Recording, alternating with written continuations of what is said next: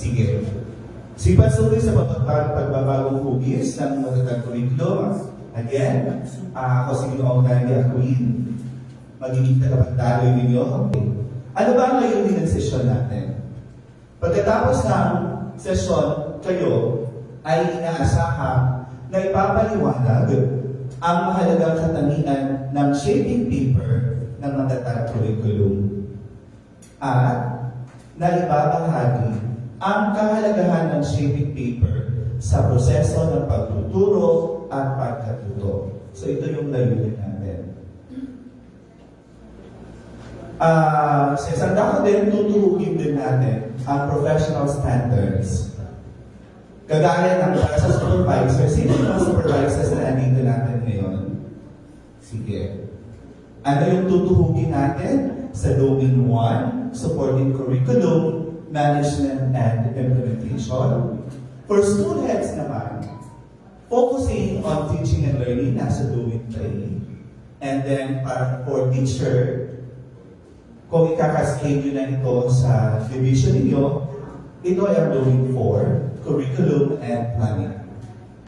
Ito ang magiging talo ng sesyon natin. Ito ang mga tatalakayin natin.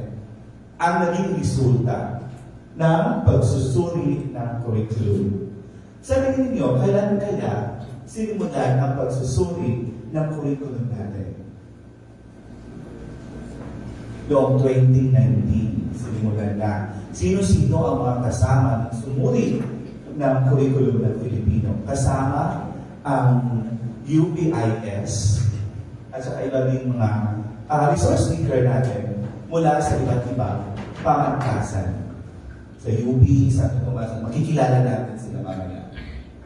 Tatalakayan din natin ang balangkas ng curriculum. Titignan natin ang pagkakaiba ng kasalukuyang balangkas ng curriculum sa kasalukuyan. Ano ba ang pagkakaiba? And then, ano ba ang focus ng pagkatuto bawat yunto? Ilan ang yunto meron tayo?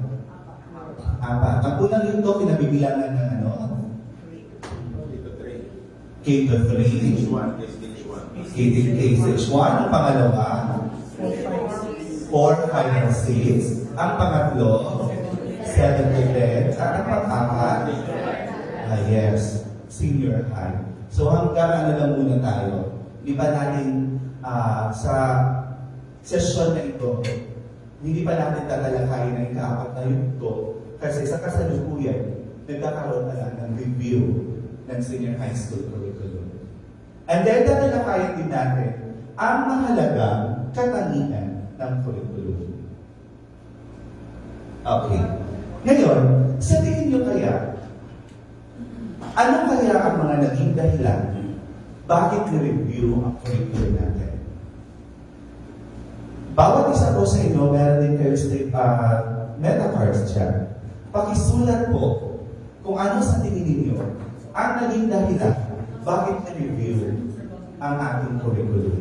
Sige, isulat yan sa metacard and then pakilagay doon sa wall na natutunan.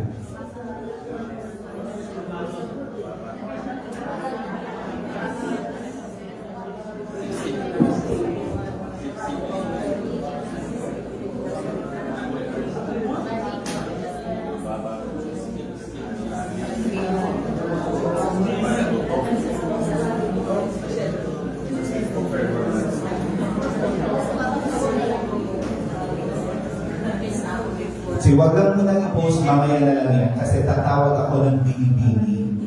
So, dapat yung binibini, meron siya ginagawa. Okay, habang kayo nagsusulat, tingnan na nasa ano, tingnan ang larawan na nasa slide. Ano kaya ang ginagawa nila? Binibini 20? Asa si binibini 20? Yes, binibini 20. Ma'am, pagtitingnan ang larawan, ano po ang masasabi ninyo?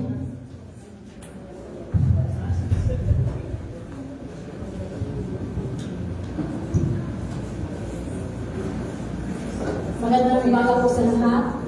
So, ang larawan po yan ay nagpapakita ng kolaboratibong paggawa ng mga gawain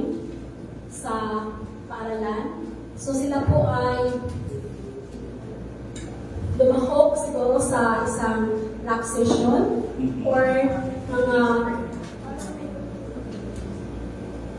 mga gawain na dapat nilang gawin sa isang paaralan upang ma-implementa ang matatag na kurikulum. Yan. Maraming salamat, Binibining 20. Ano naman ang masasabi mo, Binibining 5? Binibining 5. Saan si Binibining 5? Nawawala si Binibining 5. Binibining 10. Sino si 10? Ayan, si Binibining 10. Ma'am, ano po masasabi ninyo sa larawan? Nabanggit na kanina ni Ma'am Hilda, ang dagdag ko lang ay ang pagkakatingin ko dyan, ito nagpapahiwatig ng matinding pagpaplano sapagkat kung titingnan nyo, meron silang mga gadgets, meron pang kanya-kanyang mga karagdagang papel na kung saan pwede nila mapagkunan ng kanilang desisyon. At sa kabuuan, ang nasabing larawan ay, ang ipinapahiwatig lamang nito ay ito isang matinding talakayan para sa mga kupunan. Yun. Tingnan nyo, nakaganon pa ang isang parang head, nakaganon pa ang isang babae na nasa kabilang panig, kaya ito nagpapahiwatig ng isang matinding talakayan. Maraming salamat, Binibini 10. Hindi pa rin ako isang karagdagan pang sagot mula kay Binibini 25.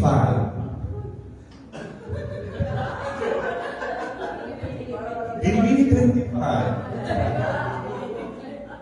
Sige sir. Sino 25? Dalawa sila? Dalawang 25? Ay, ang dami. Bakit dalawang 25? Sige, patingin nga. 25. Mama! Dalawang 25. O sige. Sige lang, ikaw na lang po. Ando po yung microphone namin. Yan, candidate number pa. Dapat ganun talaga. Maganda na mga po sa ating lahat.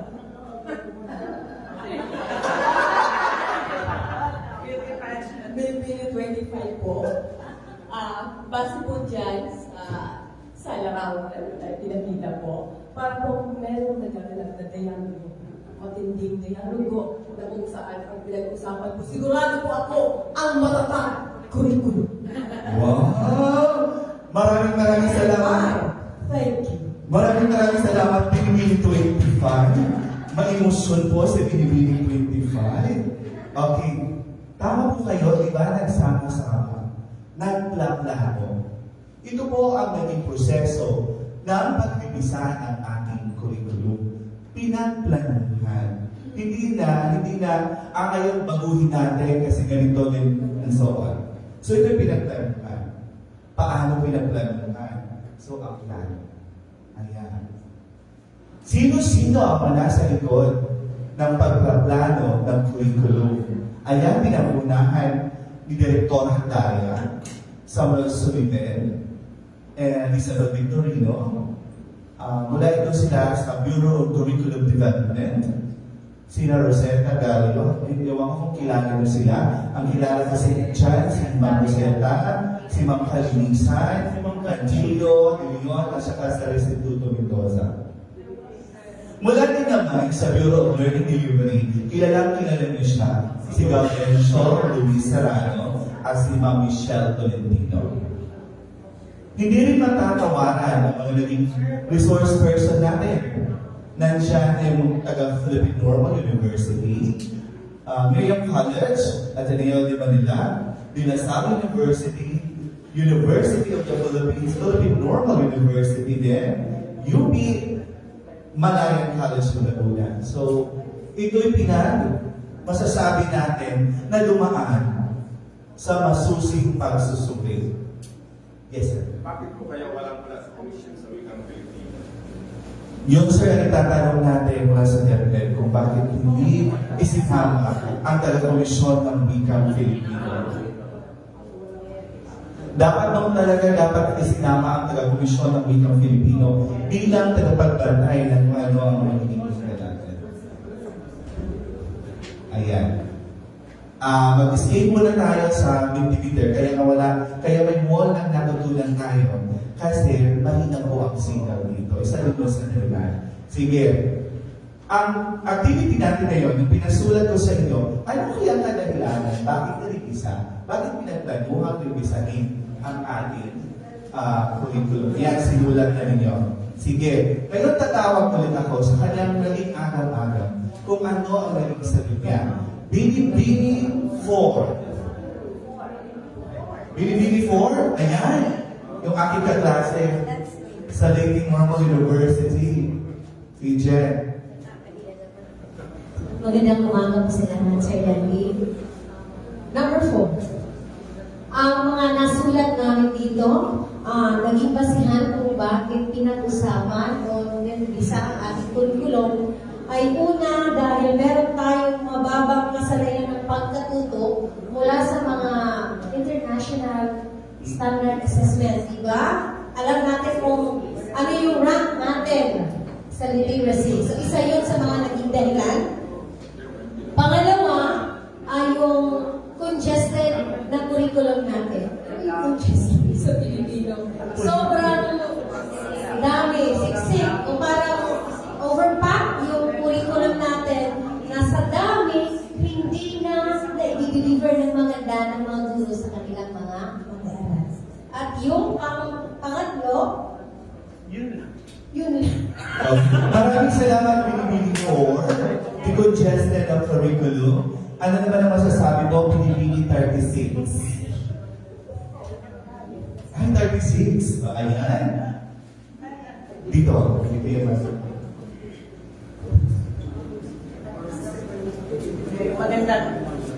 Magandang umaga sa ating lahat. Magandang umaga, Dr. Dandy. Bukod sa nasabi ni Ma'am, sa ating congested ang curriculum, ano pa yung isang dahilan?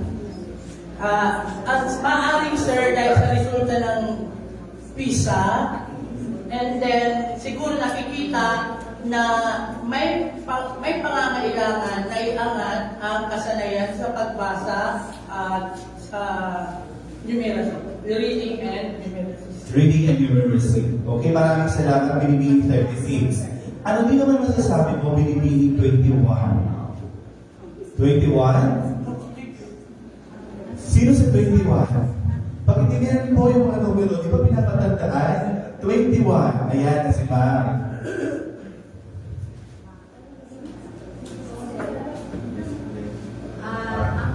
Ang sagot ko namin dito ay ang natutunan ng ilang pangunahin sa habang sa edukasyon. Una nito po ang pagtugon sa learning crisis. Pangalawa, ang pag-decongest ng curriculum, overload yung literacy natin. Pagpapabuti ng literacy at numeracy skills. Masiguro ang progreso ng mga mag-aaral mula grade 1 hanggang grade 10.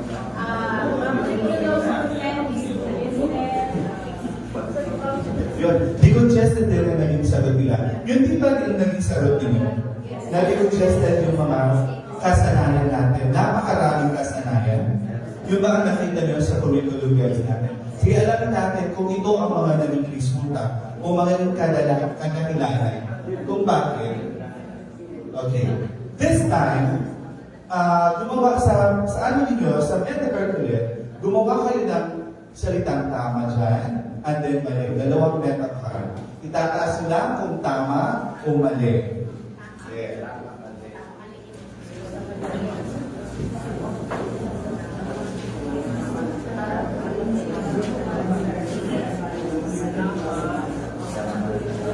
At mali. So, handa na ba? Sige, ang unang tanong. Maraming kasanayang pagkatuto sa bawat quarter at baitang sa 26 curriculum. Pakitaas, tama o mali? Tama. Okay, sige. Alamin din natin mamaya kung bakit naging tama yun. Sige, tama, naging sagot. Pangalawa, ang mga domain ng pangunahing ideya o big ideas ay literacy, wika, at media. Pakitaas. Mali. Dito, anong sagot? Walang kopya-kopya. Mali. May tama doon. Ito din tama sila. Din mali. Pagkatandaan mo yung mga sagot niya, alam din natin kung ano ba ang sagot mamaya. Bakit siya naging mali? Alam natin mamaya bakit siya naging mali. Ano ang naging mali yan? Okay, pangatlo. Ang focus ng pagkatuto sa ikalawang yugto ay literacy. Tama o mali? Mali. Mali dito. Ano sagot? Late attack. Uy, ano na? Hindi na late attack. Itaas. Mali. Sige, tama din sila kanina. Tama din. Tama doon. Sige. Ang sagot ay mali. Ngayon, alamin natin sa talakayan bakit naging mali. Sige.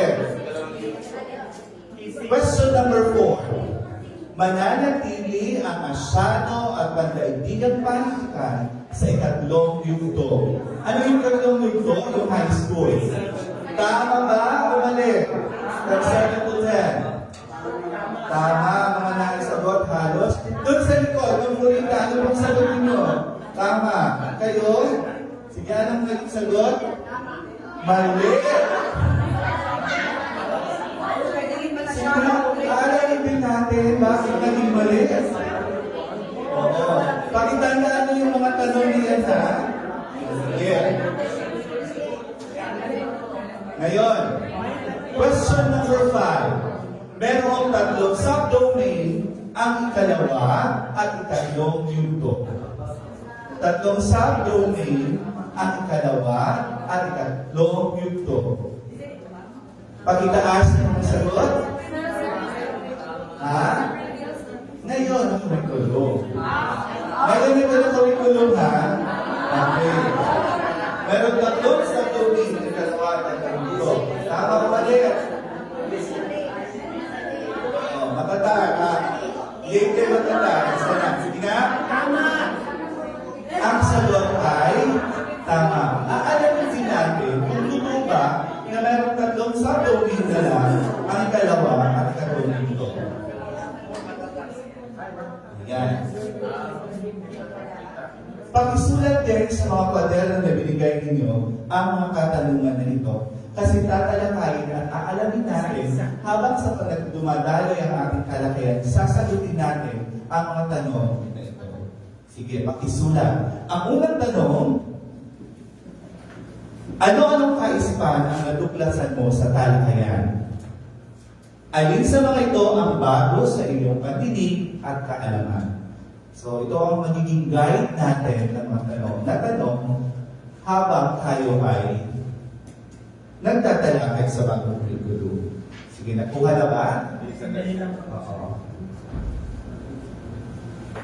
Nabigyan na ba kayo ng training kit? Yan.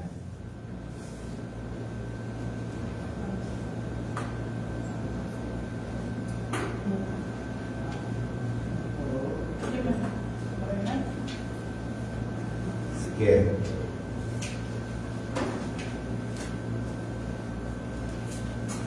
Yung unang tanong, sagutin natin yung unang tanong. Maraming kasayang pagkatuto sa bawat quarter at balitaan sa 2016 curriculum. Ano kaya ito? Bakit naging kama? Ito ay naging resulta ng pagsusuri ng pang-curriculum. Gaya sinabi ko sa inyo, simulan suring ito 2019. Ang pagsusuri ng ating curriculum, ito ang proseso na ginamit nila. Ang pagmamapa sa mahalaga at nais-nais na kasanayan pagkatuto, pagtukoy sa prerequisite ng kaalaman ng kasanayan, at pagtukoy sa ugnayang prerequisite ng kaalaman at mga kasanayan sa mga kasanayan pagkatuto sa bawat aralin.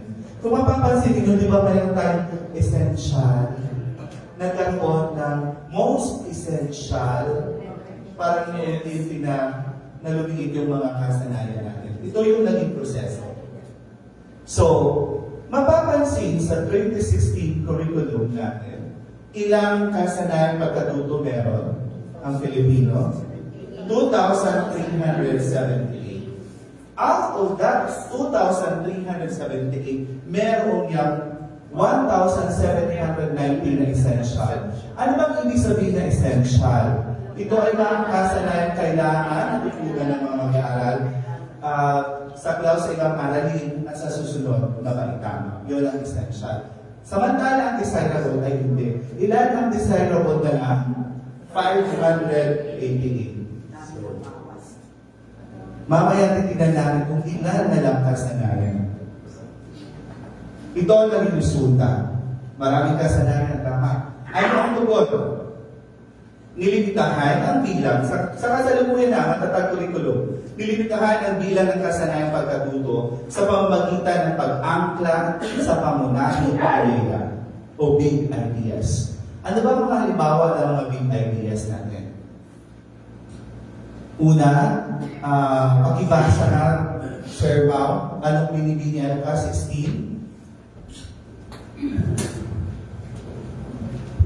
Ang pag-unlad ng oral na wika sa mga unang taon ay nagbibigay ng tulay sa pag-unlad ng literacy sa patanan. Yes, pag oral na wika, yan ay isang big idea. Pangunahing idea. Pangalawa, Sir, pakibasa na Sir. Ang wika ay isang kasangkapan para sa komunikasyon at pag-aaral sa iba't ibang asignatura. Ayan. Big idea yan. Sa pag-aaral ng iba't mga asignatura, kailangan natin ang wika. Pangatlo, pwede po isahin niyo. Ang mga mag-aaral ay nagkakaroon ng kaalaman sa wika at sa ugnayan nito sa kultura sa pamagitan ng pakikipagkomunikasyon gamit ang mga wika. Yes. Kung makikita mo, pagkaugnay ang kultura sa wika, ang dati sa big ideas din. Ngayon, ang curriculum natin, meron tayong tatlong domain. Meron tayong tatlong domain. Kanina, big ideas. Out of that big ideas, meron tayong tatlong domain. Ano-anong domain ito? Literacy, wika, at texto. Kanina sa tanong, anong nakalagay doon? Di ba media? So, ito ang tatlong domain. Literacy, wika, at teksto. Ayan. Sa resulta din, nakita din na paulit-ulit ang mga kasanayang pagkatuto sa iba't ibang domain. Wait, di ba napansin niyo? Parang paulit-ulit. So ano ang naging tugon? Nilimitahan ang bilang ng mga domain sa bawat yugto. Ang mga domain na magkakaugnay ay bilang sama. Again, tatlong domain tayo. Meron din tayo mamaya sub-domain. Aalaman din natin kung talagang iniklihan o binigyan lang ng ibang pangalan.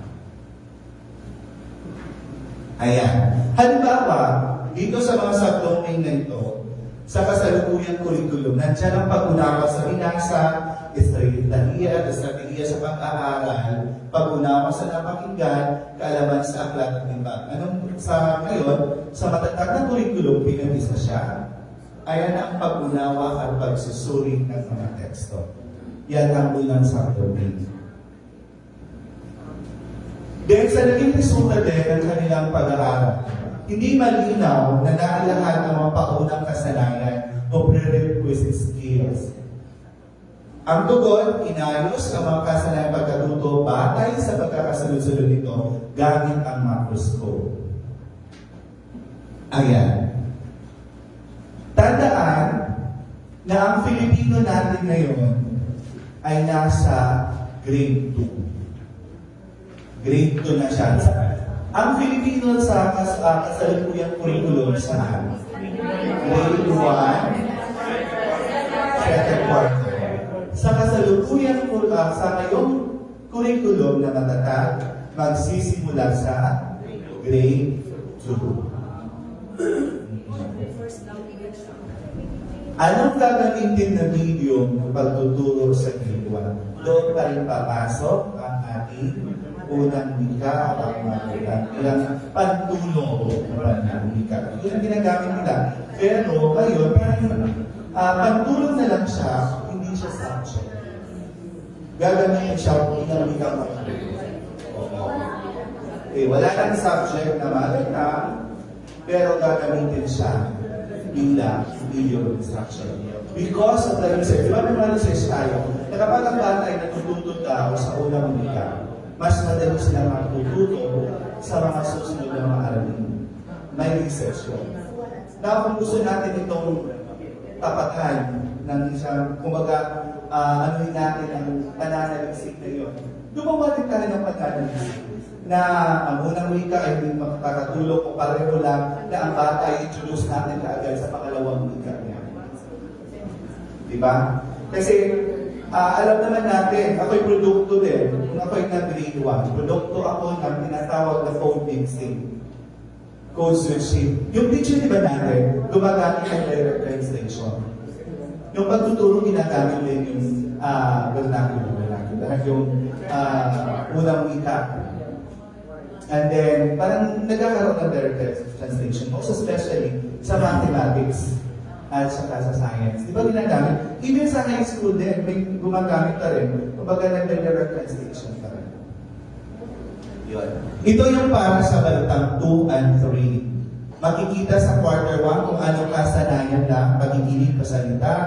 Ito ay sa 2 and 3 pa lang. Saan papasok ang pagbasa, pag-unawa, andito na sa balitang 3. Diba? Kasi nga, sa unang yugto, anong inaano natin na domain? Literacy. Ito naman sa 4 and 6. Nandiyan ang pakikinig at pagbasa, kasanayan pagtanggap. Makikita niyo yan sa curriculum niyo. Meron di ba sa curriculum guide? Yan. Huwag nyo na po i-focus dito yung mga mata ninyo kung hindi nyo po masyado makita. Andyan po yung curriculum guide ninyo. Yan. Sige. This time, bibigyan ko kayo ng 2 minuto mula sa mga natatanda nyo so far na ginawang talakay natin. Ano ang natatanda ninyo? Anong 2 tanong na yun? Di ba pinasulat ko? Sige. Sige, anong mga kasalukuyan na tuklasan?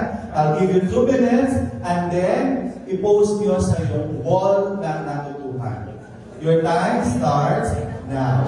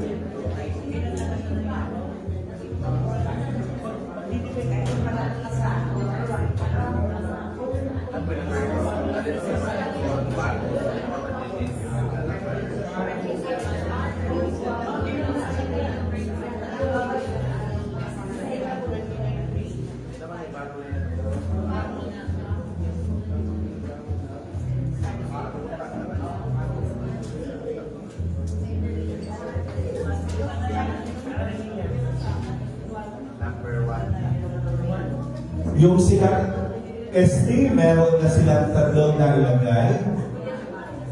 Wall na natutunan ng pangkat palaban, meron ng 1. Wall ng Bill Dorsam, meron na rin.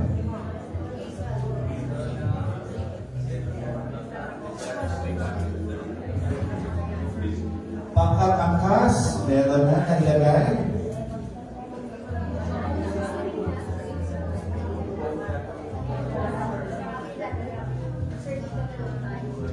Wala natutunan ng pangkat lamig.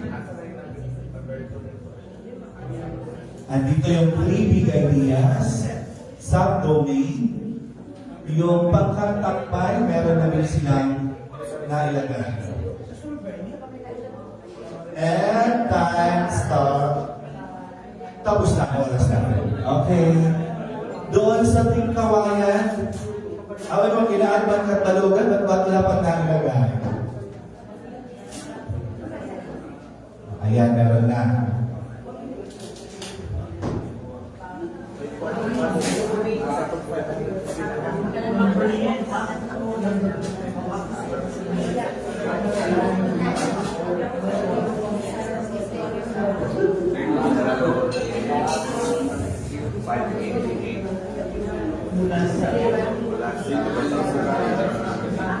Okay.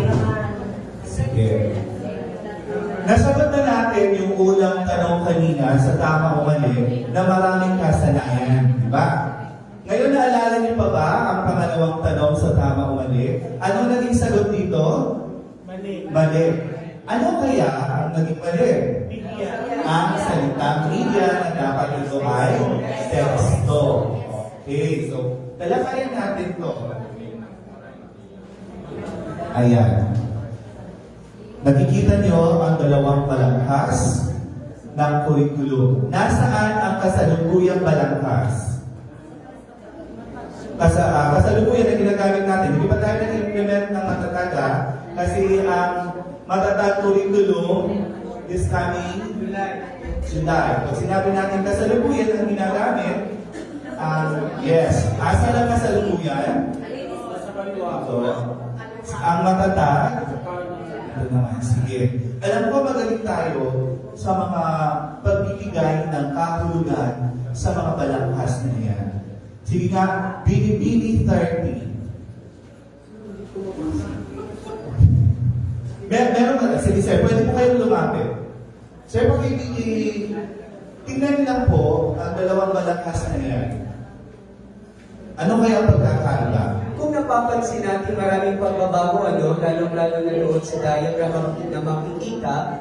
So, dito sa matatag, meron na tayong mga learning resources, meron tayong cultural factors, at saka contextualization, pinagsasama na rin dyan yung mga pedagogy, at saka may assessment. Dito naman sa kasalukuyan na kurikulum na ginagamit natin, ay medyo wala siya. Pero talagang malabo po siya at marami siyang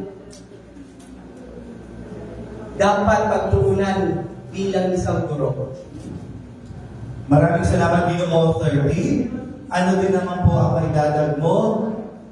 Bini-Bini o Ginoo 11? Number 11. Wala number 11. Yung wala yung 5. Pakitingnan mo yung mga numero ninyo. 11. Sige. Kung wala si 11, punta tayo sa maswerte numero 13. 13.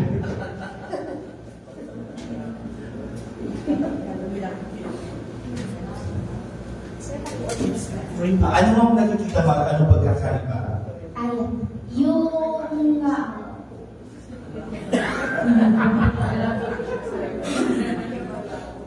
pagkakaiba, yung kasalukuyang curriculum kung makikita po natin, sabi nga kanina, congested or masyadong malawak, marami, siksik ang kasanayan ibibigay natin sa ating mga learners, sa ating mga mag-aaral. Samantalang sa bagong pagtatakda ng matatag curriculum, makikita natin na parang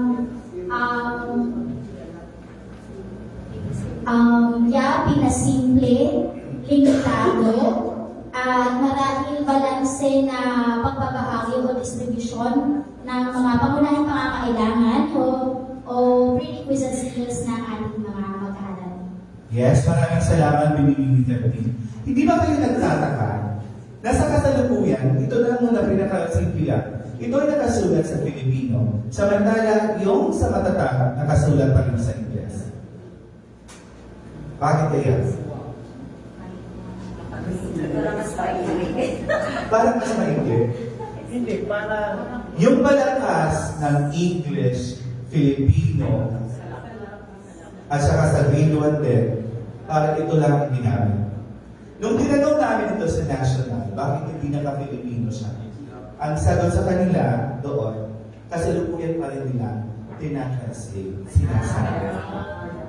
So makitayin po tayo na may pagsasabi. Yun lang po. Sige, himahimayin natin ang bagong balangkas. Makikita dyan ang tatlong domain. Literacy, wika, teksto. At ito din ay umiikot na dyan ang pedagogy, learning resources, at assessment. At tinutuhog din dyan ang cultural factors, contextualization, peers and language acquisitions, and learning. Ayan. Sa bagong curriculum natin, mas pinagtutuunan natin ang pansin ang literacy. Sunod sa literacy ay ang kakayahang komunikatibo. Then after that, ang mapanuring pag-unawa sa iba't ibang uri ng teksto at ang pagbuo ng mga tekstong multimodal. Parang may nasusunod. Ha? Yan ang pagkain pala. Baka sinasabutahin kami dito ha. Usually yung kami ng buhay. Pagkain lang. Okay, so ito yung pangunahing pamantayan sa pagkatuto sa asignaturang Filipino. Mula sa literacy, kakayahang komunikatibo, mapanuring pag-unawa sa iba't ibang uri ng teksto hanggang ang ating mag-aral yung kabuuan na ng teksto. Ayan. Ang pangunahing layunin o tumuhin na matatag curriculum sa Pilipino ay makabuo ng Pilipinong mag-aaral na marunong bumasa at sumulat, mga kritikal na isip, magbaba kung ngayon may kritikal na. Dati may critical thinking pero siguro nasa mas higher na lang antas. May kakayahang makipagkomunikasyon at may kamalayan sa kultura. Ito yung pangunahing tumuhin ngayon ng asignaturang Filipino. Kaagapan dyan ang pagkatuto at gagamitan pagtuturo at ang pagtatayan. Ano ang purpose na dapat natin tinatayan kung ano ang kabisaan ng pedagogy at ng learning resources natin? Ito ay makikita natin saan? Kasi definitely kailangan natin tahiyanin kung ano ang mga strategiya, anong kagamitan pagtuturo ang ginagamit natin.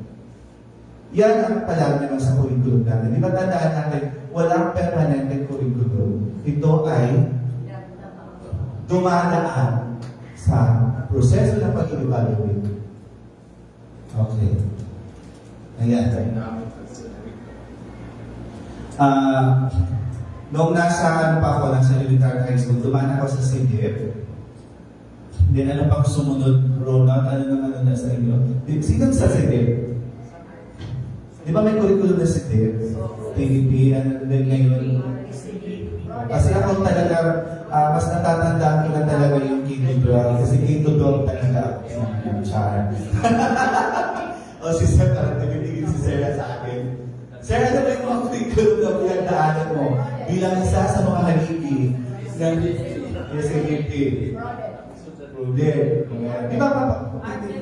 Albert.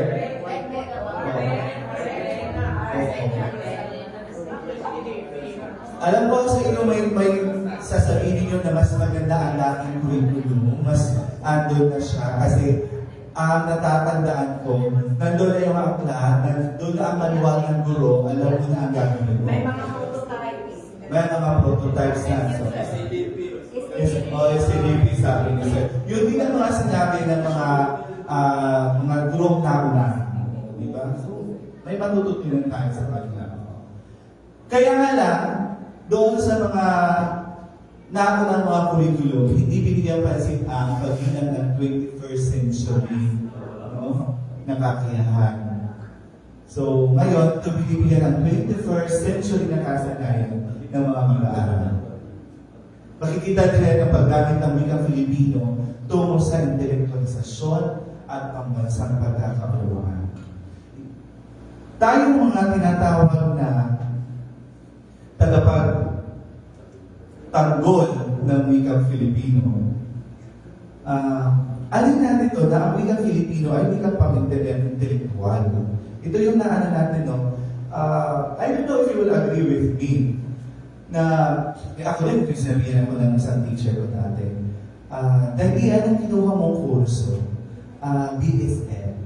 So, anong major mo? So, major ko po Filipino. Bakit Filipino mo? Kasi marami ng mga bakit hindi ka nag-English, Science, Math? So, yung dating pag-unawa sa kaisipan, kapag ang major mo ito ganito, parang hindi siya attractive. Hindi siya. So, ngayon, tayo mga tagapagtanggol, ano naman natin to? Kung paano natin ilalahad sa mga mag-aaral na ang wikang ito, sapagkat tapos na mga mag-aaral nito, sasabihin nila na ang wikang Filipino ay wikang pang-intellectual. Hindi sabihin mahirap, hindi madali. Pwede. Okay. So, sa una nito, mapapansin ninyo na doon ang literacy, again, then, wika na, kalawang yugto, at ang ikatlong yugto ay ang teksto. Okay. Gamit ang mga pedagogiya gaya ng sinabi ko kanina ang mga kagamitang pagtuturo, at least dito nabigyan na ng pagsasabi sa Pilipino. Ayan. Okay. Ngayon, ang pangatlong tanong sa tama o mali ay ang focus sa pagkatuto sa ikalawang yugto ay literacy. Bakit naging mali? Kasi ang ikalawang yugto, ano na ang focus? Wika na. Okay. Wika na ang naging focus. Ano ang kalawang yugto ulit at ano mga grades nila? 4 to 6. Okay. Unang yugto, literacy. So, literacy pa sa unang yugto. Yung pangalawang yugto ay wika.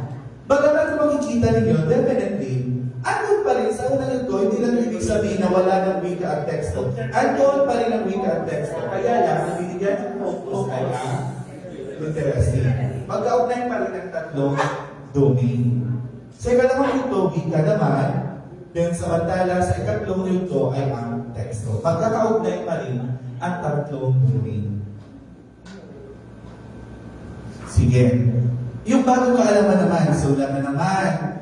So sige, may, doon sa pagkatapos natin, kanina rin ngayon, sumulat din ako anong bagong kaalaman ang naisulat kung meron.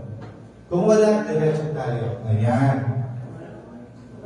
Yung pangatlo na ba ito? Pang-apat. Mayroon tatlong subdomain ng ikalawa at tatlong yugto. Ang sagot ay tama. Sige natin na natin kung ano nga ang mga subdomain nito. Ayan. Sa unang yugto, sa 2016 curriculum, ilang domain or subdomain?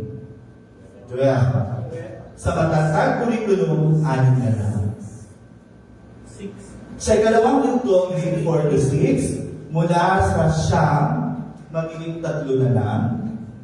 Ang ikatlong yugto, mula sa 8 hanggang sa 3 na lang na subdomain. So, yun ang pinagkako. Ayan. Tingnan natin kung ano ito. Sa kasalukuyang curriculum, meron tayong subdomain ng kamalayan pundolohiya. Sa matatag curriculum, pinanatiling yon. Sa second, pangalawa at pangatlo, pinag-isa na lang. Yung wikang binigkas, palabigkasan at pagkilala sa salita, pinag-isa, palabigkasan at kaalaman sa salita. Pinag-isa lang ba? Or pareho-pareho sa subdomain? Pinagsama. Nandiyan pa rin ang pagunlad ng salitaan, binago ng paglinang ng talasalitaan. Pagpunlad at paglinang ay para-pareho na. Ito din, yung pag-unawa sa binasa, strategiya sa pag-aaral, pakikinig, kaalaman sa aklat at limbag, pinag-isa na rin sila sa pag-unawa at pagsusuri ng mga teksto. At yung gramatika, kaya ng wika, nandun pa rin ang gramatika. Pagsulat at pagbaybay at komposisyon pinag-isa na lang ang pagbuo ng teksto. Saan mapupunta ang pagpapahalaga ng wika at paningkan? Habang nililinang mo ang mga subdomain na yan, papasok dyan sa anim na subdomain ang pagpapahalaga sa wika at paningkan. Di ba kasi gumagamit din tayo ng teksto? Okay. Ayan ang mga subdomain: kamalayan sa kronolohiya, palabigkasan ng kaalaman sa salita, paglinang ng tala sa salitaan, gramatika, pag-unawa, pagsusuri ng teksto, pagbuo ng teksto. Out of that subdomain, papasok na ang mga competencies.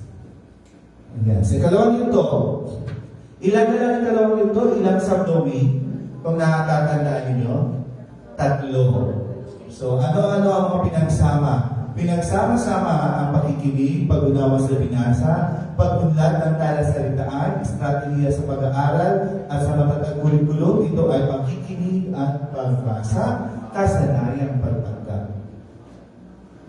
Pinagsama din ang wikang pinibigkas, gramatika at pagsulat, at ito ay pagsasalita at pagsulat, kasanayang produktibo, at ang pangwalo panunood, at doon pa rin ang panunood at kinagyan na ng presentasyon. Ang pagpapahalaga sa wika at paningkan, katulad din sa unang yunto, habang inaan natin yung ang mga subdomain, matutuho din natin ang pagpapahalaga sa wika at paningkan. Ikalawang yunto, yan na ang 3. Okay. Ano naman ang katawin ko? Nandiyan yung 3, diba? Sinabi natin 3. Pag-unawa at pagsusuri sa mga tekstong nasusulat. Pag-unawa at pagsusuri ng mga tekstong visual. Paglikha at presentasyon ng tekstong multimodal. Ngayon, mamaya alamin din natin, di ba sa grade 7, andyan pa ba si Igong Adarna? Sa grade 8, andyan pa ba si Floriante at Laura? Sa grade 9, Noli Taminere, at sa grade 10, LF. Tingnan natin kung andyan na sila. Okay. Sige. Hanggang dito, ano ba yung mga natandaan nyo? Sige, isulat na naman. Isulat na naman sa meta card, and then ilagay nyo sa wall ng natutunan. Okay, I'll give you 2 minutes.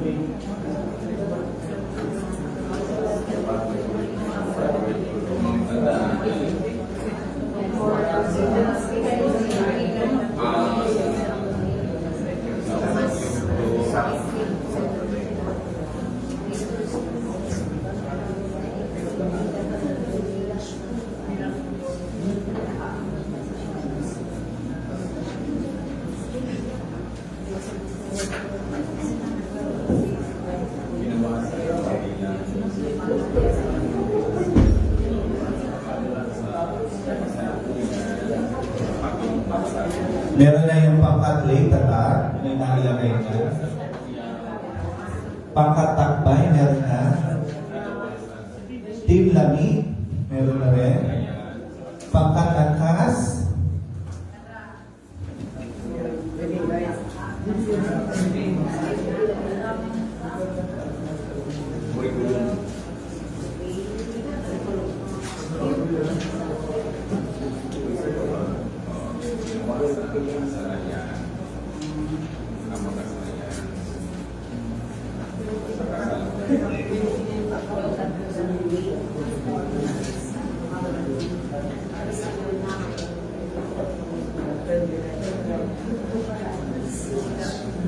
Andiyan ang pinag-imbilan ng domain.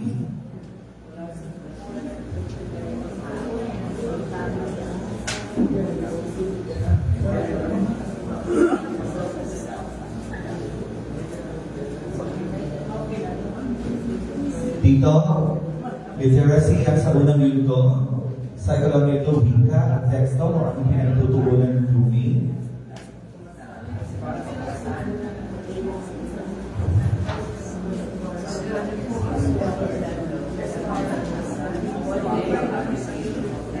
Okay.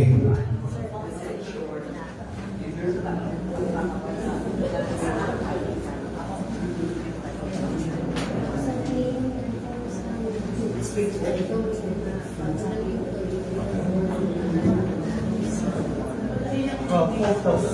Ayan na. First quarter, literacy, second, wika. Sige. Di ba may tanong kanina din, sa direksyon na tayo, di ba? Sagutin naman natin ang sunod na tanong. Mananatili ang asyano at pandaigdigang panindakan sa ikalawang yugto at ang naging sagot ay mali. Ano na kaya ang mga teksto ang gagamitin? Ang ikatlong yugto, sa ikatlong yugto. Di ba yung grade 7 may tinatalakay din natin yung mga asyano? Di ba? Sige nga. Kung andun pa ang panindigang pandaigdigan. Ako nung nagtuturo ako sa grade 10, naalala ko, merong mga panindigang asyano, yung, ano ba yung, ano ba yun? Si Tito at Maurice. Oo, yung flip black sa grade 10. Basta, ilang taon na hindi na ako nagtuturo. Okay. Ano na kaya? Hindi na mananatili ang asyano at pandaigdigang panindigan sa ikatlong yugto. Ano na kaya? Ayan. Bago natin sagutin, tingnan natin ang feature ng matatag curriculum. Focus on the foundational skill, decongested curriculum, balanced cognitive demands, clear articulation of 21st century skills. Makikita nyo yung feature ng matatag curriculum natin. Usually, bibigyan po kayo ng soft copy nito. Andiyan yung pagbasa din sa critical thinking ng iba't ibang teksto, gaya ng panitikang informasyonal. Andiyan na, papasok. Mapano yung pag-iisip, pagsusuri ng informasyon, pag-analisa ng argumento, makabuo ng opinyon, andiyan din. Ika-apat na ba yung quarter 1? Para binigyan lang muna kung paano nililinan natin ang 21st century sa pakikinig at pagbasa. Natalakay din natin ito kanina. Okay. Andiyan pa rin yung matatag curriculum natin, buo at ganap na Pilipinong kapakipakilaman ng literacy. Ayan. Pamantayan sa bawat yuto, makikita niyo yan sa curriculum guide niyo kung ano ang mga pamantayan. Ayan. Sa kasalukuyang curriculum, sinabi na rin natin ito na tinuturo sa ikalawang markahan sa unang balitang. Ngayon, itinuturo ang Filipino sa ikalawang balitang. Ayan. Ano na ang, sa kasalukuyang panindigan din, sa matatag curriculum, ang mga tekstong tuon ay panindigan, informasyonal, academic, and transactional. Bakit kaya? Di ba yung PhilEd natin, pinapagawa ng halimbawa ng tanong dito sa apat na doon ng teksto? Anong panindigan kaya at anong informasyonal ang gagamitin? Sa baitang 7, regional ang kasalukuyan. Ngayon, mga teksto sa panahon ng katutubo hanggang sa panahon ng pananakop ng Espanya. Ito'y natanong ko dati nang dumalo ako sa isang seminar. Na bakit tinututunan, bakit pinipigyan natin ng pagtuon ang panindigan ng ibang bansa na masyadong pandaigdigan na sa wikang sa sinaturang Filipino, hindi pa masyado alam ng mga bata ang sariling panindigan natin. Samantala sa English, tinuturo naman din yun sa mga pandaigyan. Ang sagot lang sa akin nila naman, kasi yun ang curriculum. Oo. Kasi kinuntest ko yun. So at least ngayon, yung tinanong ko yun, kasi sinabi ko, bilang turo sa Filipino, mas mainam na ituro natin ang sariling panitikan natin, maging tumanay pag-uulit. Kasi may mga asignatura naman na itinuturo ito sa mga asignatura, lalo-lalo na sa English. Ngayon, alam ko sa naging subject ninyo, nung kayo ay nasa undergrad, meron tayong panitikan ng Pilipinas. At dito yung papaano natin sa bawat panahon ang panitikan ng Pilipinas. So sa grade 7, panahon ng katutubo hanggang sa panahon ng pananakop ng Espanya. Sa ikawalong baitang, sa kasalukuyang kurikulum pambansang akda, kayo naman ang teksto panahon ng propaganda hanggang sa panahon ng pananakop ng Hapon. Grade 9, andyan yung Asyanong akda. Ngayon, mga teksto sa panitikan sa panahon ng kasanlan hanggang sa panahon ng bagong milenyo. Sa baitang 10, kung pagdaibigan sa kasalukuyan, ngayon naman, mga tekstong nakabatay sa makabagong panahon. Marami tayong mga teksto sa makabagong panahon na dapat din natin pagtuunan. Kasi tandaan, ang mga nagiging mga estudyante natin ngayon ay ang sa kasalukuyan generasyon. Marami tayong mga teksto na multimodal. Maging ito man ay sa papel o pasalita, maging ito ay nasa internet. So gagamitin natin yun ng mga panitikan. Bagamat may mga ilang panitikan na mabusok, tali-tali natin kung anong mga learning resources ang gagamitin. Yun ay sa section 7.8. Ito na. Ang obra maestra, na tinanong ko kanina, andun pa rin. Yes. Ika-4 na markahan, ganun pa rin sa ika-4 na markahan. Sa matatag, parang pareho pa rin. Oo. Ang filibusterismo, nasa unang markahan na siya. Bakit? Yes, may continuation ng learning na para iugnay ang non-limitang na res ay ika-4 sa grade 9 and then sa grade 10 diretso sa filibusterismo sa unang markahan. Kakalimutan nilang Oo. mula kay Ibarra naging Cebu. So, tuloy-tuloy. Tuloy-tuloy na.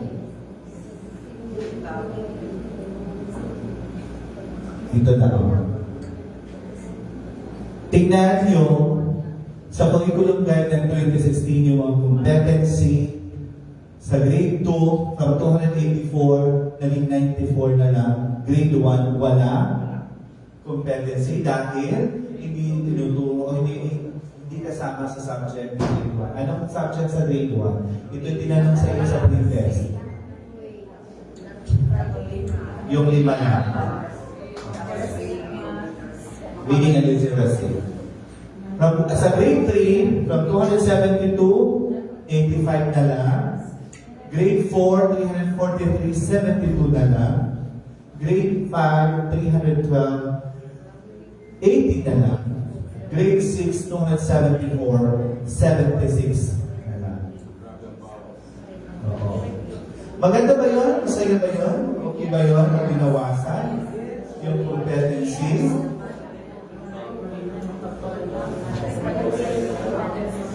So mamayang hapon, may ano din kami sa first quarter. Tingnan natin kung mga number na yan. Pwede ba kayong magdagda?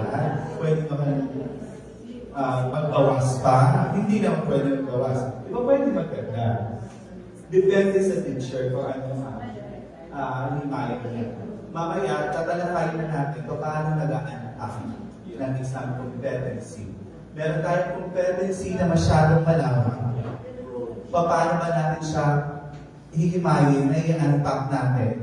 Halimbawa, natutukoy ang iba't ibang kayarihan ng wika. That's very important. Paano natin siya pa i-unpack?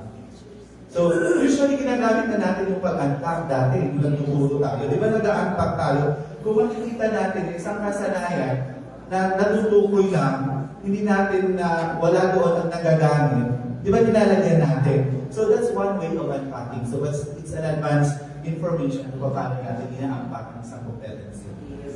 So ayan. Yan ang grade 7. 8, 9, and 10. Konti na lang, 28, 27, 25, and 20. From 2,378 competency to 507.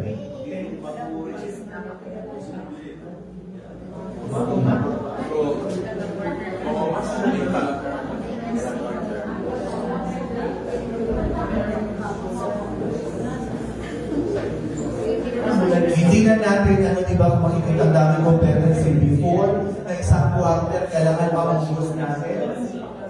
So, ngayon, 12 na lang. Ayan. Ito ay para sa Baitang 7. Saan na ilagay sa bawat quarter? Ilang domain na lang. Ayan, o. 28, 27, 20 na lang. Apat na competency sa domain. Pero i-unpack pa natin yan. Siyempre, ba't i-unpack natin? Kasi naka-broad siya. Pero may mga ilan din na mga competency na hindi mo na kailangan i-unpack. Pero, kung mapapansin din ninyo, dyan sa curriculum guide na yan, di ba makikita niyo parang naka-unpack na siya? May mga sa loob. Parang ang ginawa, mas hindi na kasi pinahirapan isang teacher sa pag-unpack. Kasi parang naka-unpack na sa curriculum guide.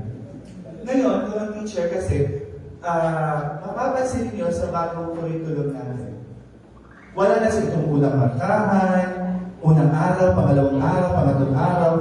Ang teacher na yun, si teacher, binigyan na natin empowerment. Kung sa tingin niya, nakuha na ang prerequisite ng isang competency, pwede niyan gamitin yung isa pang competency. Yun ang pagpapaliwanag, wala na yung tinatawag na spiral progression. Hindi na binigyan ng tuon. Kasi yung teacher na mismo, nakakaalam kung anong kasanayan ang dapat inahin.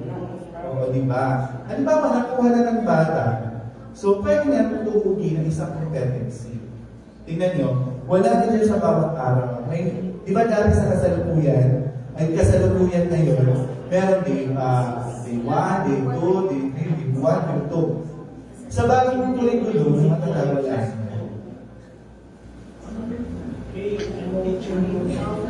Ayan. Ito yung mga subdomain. Ito yung mga tatalakayin mo, tula, karunungang bayan, sa tula sa panahon ng katutubo, andyan magbabasa natin yung buktong tataga. Saan ito makikita? Yung tula sa panahon ng katutubo, panitikan katutubo at sa pananakop ng mga Espanyol? Grade 7. Yan. Mamaya ano natin yan kung malaan pa natin yan. Mamayang session yan. Ito din ang magiging kung makikita sa curriculum guide ninyo, yun ang kasalukuyan, di ba mapapansin yung kasalukuyan? Ito yung matatag.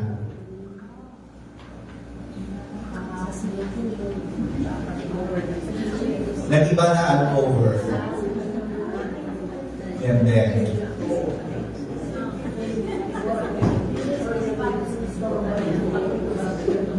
Kung mapapansin ninyo sa matatag curriculum 2 and 10, wala din siya pagpapaliwanag sa shading paper. Makikita yun sa English. Dahil again, anong sabi? Ipa-translate pa. Ang hirap kayong magsalit, di ba? O hindi ko na rin sa question, bakit hindi na lang gumawa ang Pilipino? Bakit ang nangyayari ngayon, ang ginawa ko, tinanong ko sa kanila, parang parang gano'n na ang Filipino at English ay nagiging pareho na. Hindi pare-pareho at kanina. ng wikang Ingles sa wikang Filipino. But the higher all languages, anyway, doon tinignan na magiging shipping paper, ano bang mga international and local literature on the acquisition of language, pinag-isa na. So, makikita ang shipping paper, both English and Filipino, doon sa shipping paper in English. So, hopefully, kasi, di ba, continuous improvement. So, mahanap na nila ang tamang salin doon sa shipping paper. Ayan, makikita din ito sa curriculum guide, di ba? Diyan sa pinaka-unahan, description, nandiyan din. Tama ba ang naibigay namin na curriculum guide sa pagkakasunod-sunod? Yan din, Ekan 7. O, ayan. Anong kaisipan ang natuklasan mo sa talakayan? Di ba kanina pinasulat ko sa inyo?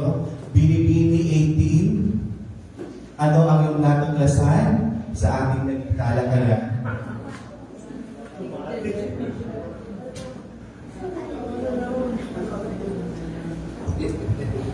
Yung mga kaisipan ko, natuklasan mula sa talakayan ito ay yung pagsisimula ng Pilipino sa pagkakalo sa ikalawang baitang. Mayroon din tatlong big ideas na kung saan ito ay yung literacy, wika at teksto.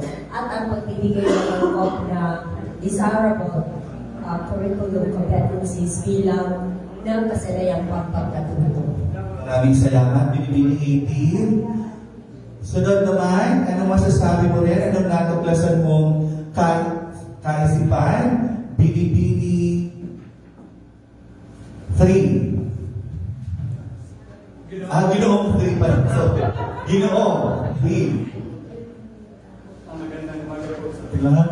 Sa wall namin doon, tatag Bill Norsa, yun ang mga natutunan namin. Mga kaisipan na kaplasan mula sa talakayan. Mga bago at pandinig. Sa pandinig at talakayan, mayroong desirable na mga kasanayan. Then, pinabawasan ang mga kasalukuyang kasanayan. Ngayon, sa matatag na curriculum, napaglaman natin mayroon ng tatlong domains. Nalimitahan ang bilang ng mga kasanayan. May focus na domain ang bawat yugto sa pagkatuto, yugto ng literacy, wika at teksto, at ito ginawakan itinuturo ang Pilipino sa ikalawang baitang mula sa unang baitang kanina at mga teksto sa panahon ng katutubo. Thank you. Maraming salamat. Talakayin naman natin ang pangalawang tanong. Alin sa mga ito ang bago sa iyong pandinig at kaalaman? Binibini o Ginoo 9? Ayan. Bago sa pandinig at kaalaman, tayo ay nakatuon sa pagtuturo ng tatlong kaalaman tungkol sa literacy, wika at teksto. Dahil ang purpose nito, ang layunin nito ay para lalong matutunan ng mga mag-aaral ang tungkol sa wika Pilipino. Maraming salamat, Ginoo 9. Karagdagan, Binibini o Ginoo 16. Ayan, si Mang Bibay. Mang Bibay, ano po yung mikropono? Kailangan gumamit ka ng mikropono, hindi pwede na para marinig yung alam mo sasabihin ni Mang Bibay, isa sa mga haligi ng Filipino. Ang wala po sa aking isipan ay pagbibigay din doon sa desisyon ng guro tungkol sa kanyang paggamit ng mga competency at hindi na yung binibigyan masyado ng goal ng spiral direction. Maaaring tuhugin ng guro ang mga competency kung sa tingin niya ay kaya na nasa kanyang mag-aaral. Maraming salamat.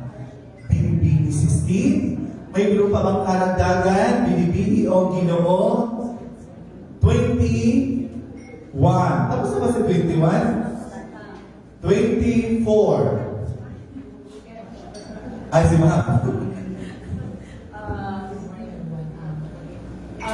Actually, sir, I just want to express na para akong naging estudyante dito, hindi ko alam bakit nilagay mo dito sa Filipino. And I'm trying.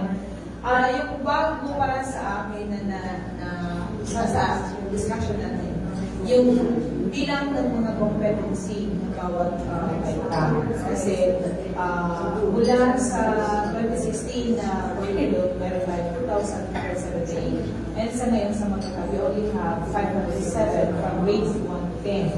Ito po ay nagpapahayag na ang uri ng pagtuturo ni teacher sa loob ng classroom ay talaga nakafocus siya sa foundational skills. Aside from that, magiging magaan na rin lang on the part of the lecturer and on the part of the learners. Kasi kumbaga, may focus na ang gagawin. Para at least, mabibilan talaga natin yung learning ni bata against the competency. Galing ni Ma'am.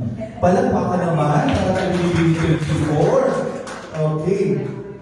Alam ko pa may idadagdag pa si Binibini o Ginoo 33. Si Sir, buti na natumbong ko. Sige Sir, ito yung mga tinatawag na mahaligi ng Asignaturang Filipino sa Region 8. Marami tayong matututunan dito sa kanila. Sige Sir. Alin sa mga ito ang bago sa iyong kalaban na hindi naman masyadong bago ang matatag. Ano? Kasi more or less, mula pa noong last year, napag-usapan itong matatag. Kaya lang, ang hindi masyado sa akin, ang bago sa aking pandinig, bakit pinabago na naman ang dating curriculum na maganda naman yung tungkuhin. Yung K-12 ay holistic naman ang patutungkuhan ng bata. Diba? So, yung sa akin, mula sa napakaraming mga competencies sa mga kasanayan, bakit ngayon kakaunti na lang? So, ang ibig ba nitong sabihin, hindi nag-iisip yung mga tao sa itaas?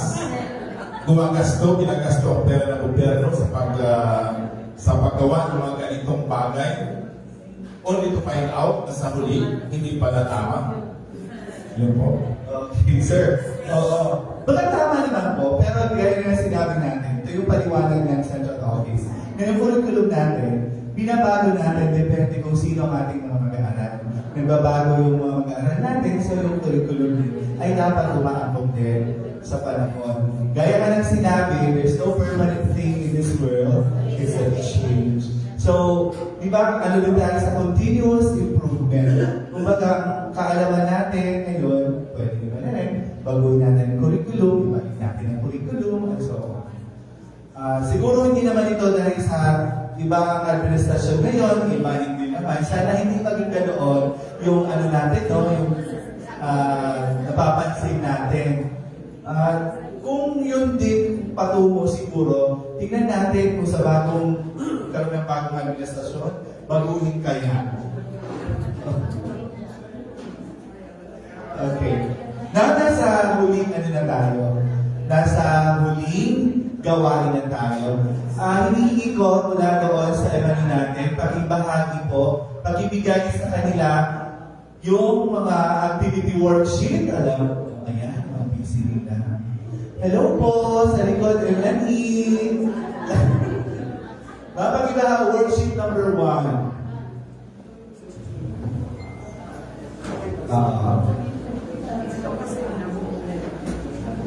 Sige. Ito yung ibigay ko naman. Sasagutin niyo yan sa loob na 30 minuto. Susulat. Ayan, yes, no, hindi po.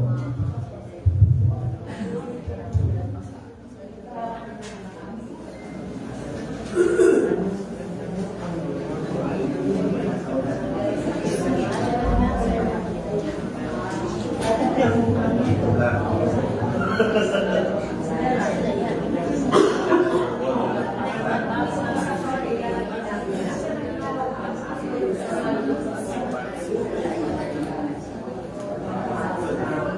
Pangit at si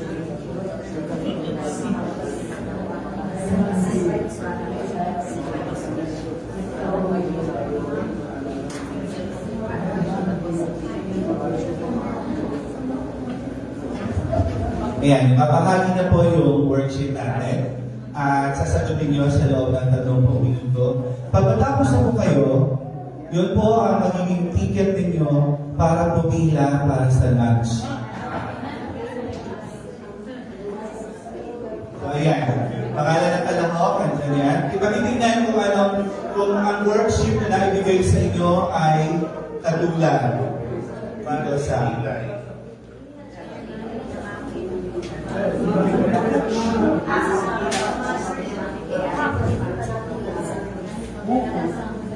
15 minutes na nakalagay pero sa atin, gagawin namin 30 minutes.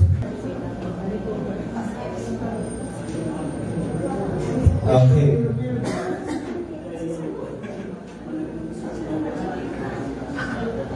Para po sa panghuli, bago tayo pumunta sa ating pananilian, ang ating sheeting paper at gabay pang kurikulum ay ganap na naisilang. Ito yung buong puso na isinulat namin ang ginamit. Ito yung mga manulat at mga resource person sa ito ngayon upang hindi manatiling nasa papel lang at plano manapay ganap na umira na magdulot ng pagbabago. Ito ay mula sa kay Ma'am Rosette Gallo.